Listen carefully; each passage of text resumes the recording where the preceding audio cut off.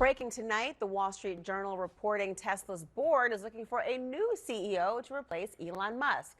Why? Well, the Journal reports tension was mounting at the company, obviously as sales and profits deteriorated. Don't forget, Tesla's most recent earnings report showed their profits plunging by 71% in the first quarter.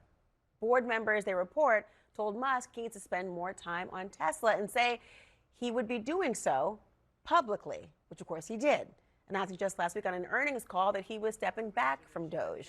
And today, President Trump gave a big send-off to Musk in his cabinet meeting, saying Musk is invited to stay as long as he wants, but guesses he wants to get back to his cars.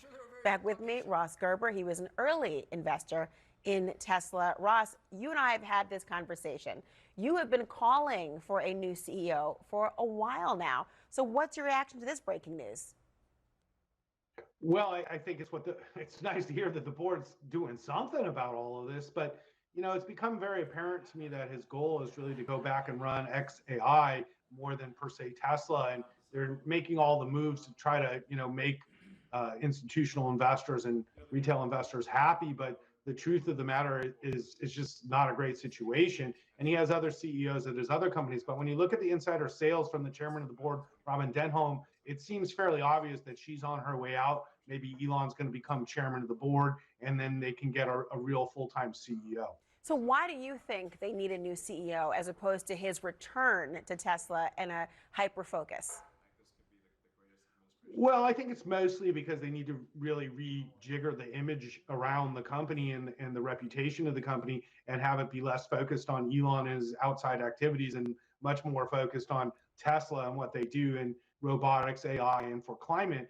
And they make great products. It's a great company, but it's kind of lost its way ever since the Twitter acquisition, and you can see in the stock price, and obviously sales have gone to almost zero now. Like nobody wants to buy a Tesla, and it's because of Elon. So they need to change the optics, and that's one way to do it. But we don't want to lose the perception of the innovation that's behind Elon as well. So that's the challenge that Tesla faces in making a transition to a new CEO. A conundrum indeed. I mean, the market, as you say, has fallen substantially since it hit a record high in December, and the tariffs on China, they have made things even harder for the company.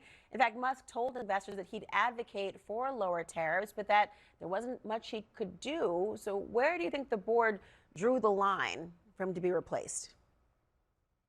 I mean, I think it's mostly just the issue that, to have one of the biggest companies in the world not have a full-time CEO is just unheard of. It's a corporate governance issue.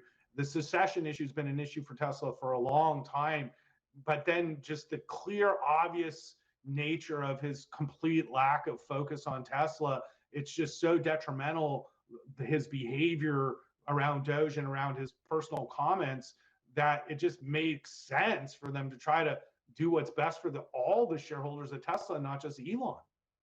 Ross Gerber, a lot of work ahead, I'm sure, for them and for Elon Musk. Thank you so much. Oh, yeah.